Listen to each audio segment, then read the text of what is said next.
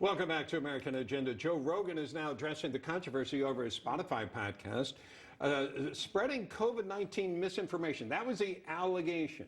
Now, he is promising to do better, but listen to some points he made. I do not know if they're right. I don't know because I'm not a doctor, I'm not a scientist. I'm just a person who sits down and talks to people and has conversations with them. Do I get things wrong? Absolutely, I get things wrong, but I try to correct them. Whenever I get something wrong, I try to correct it because I'm interested in telling the truth. I'm interested in finding out what the truth is. And I'm interested in having interesting conversations with people that have differing opinions. Also, I think if there's anything that I've done that I could do better is have more experts with differing opinions right after I have the controversial ones. Yeah, but there was another part where he talked about, you know, what we know now, we didn't know it then, and what is being called misinformation or was misinformation back then, we It's now not know as information. fact. Like masks. he gave masks as, Yeah, an example, and then the vaccinations, remember, you couldn't carry it. Right. Oh, well, now you can. Yeah, and you wouldn't give it to someone else if you'd gotten the vaccine. Now we know that. Now, why are these places threatened by free thought? Right, and artists like Neil Young, Joni Mitchell as well, taking their music off the platform, with the latter saying, quote, irresponsible people are spreading lies that are costing people their lives. And joining us now to discuss our panel, Florida businessman, lawyer, and GOP strategist Ford O'Connell, and host of Money Talk with Melanie and Project 21 member Melanie Collette. Thank you both for joining us. You know, Ford, I don't know. On the one hand, I was glad that Joe Rogan said what he said because he was right about misinformation. But on the other hand, I felt like he shouldn't have had to even say anything to begin with. Well, look, kudos to Joe Rogan for pushing critical and independent thinking, and he's absolutely right when it comes to the facts of COVID. They're always changing and evolving, but we have to understand that this is a much larger debate than Joe Rogan's sort of tiff with Spotify. This is about our tech overlords telling us what's acceptable to say and what we cannot say. And when you deviate from what they do, they will punish you or they will cancel you. In this case, Joe Rogan was lucky. He's got a $100 million deal with Spotify. His audience is too big for Spotify to lose, so they compromise by putting a misinformation symbol on his podcast. But we always know that this only cuts one way. It only cuts against Republicans because, again, the tech overlords are promoting the progressive narrative. And you know where so many tech overlords are? They're in California, Silicon Valley, which is right in the neighborhood of where Nancy Pelosi is. And I often wonder, Melanie, whether that's a coincidence.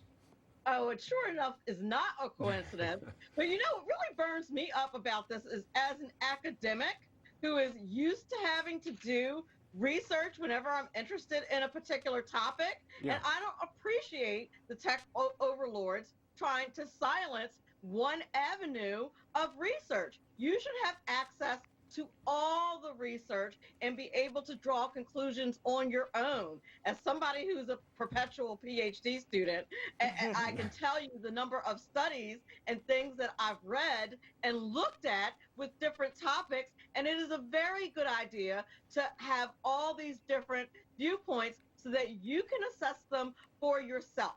And for the tech overlords to try to silence Joe Rogan is a really scary period of time in the United States. I remember a time when I could go to the library and use the Dewey Decimal System before the old interwebs were invented, and you had to look up everything and research everything and design a whole research project, and you would have different points of view, and you would present all of those points of view in the research paper. Yeah, I've frequently talked about debate club in high school. I mean, this is where you learned how to debate both sides. Here's what the CEO of Spotify had to say. He said, based on the feedback that they received over several weeks, that they had an obligation to do more to provide balance and access to widely accepted information from the medical and scientific communities, guiding us through this unprecedented time.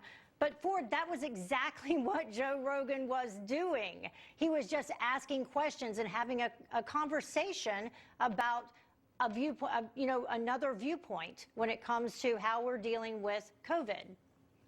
But they don't care, the tech overlords, about other viewpoints. It's about pushing the preferred narrative and about what you can see, hear, and say. And remember Their the two viewpoint. doctors that yeah, exactly. And it's usually the progressive viewpoint, to your point. But Joe Rogan had Doctors Malone and Doctors McAuliffe on there, who were both very credentialed, and I believe one of them even has patents on the vaccine itself. So the idea that these two people are somehow spreading misinformation is insanity. But again, you have a lot of liberals who push back, including Neil Young, who I now would argue that most Southern men would say we don't need him around anyhow, because he decided out of cowardice to run away from an actual discussion. Because what was true about COVID 2 years ago is not today, and we should all be evolving with the best data. Love you went lyrics from Southern Man.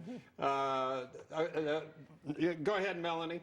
No, I just remember a time when the science said that cigarettes were okay. I used to talk to my mother about cigarette smoking, and she said, well, you know, they used to tell us that all it would give you is low birth weight if you smoked while you were pregnant.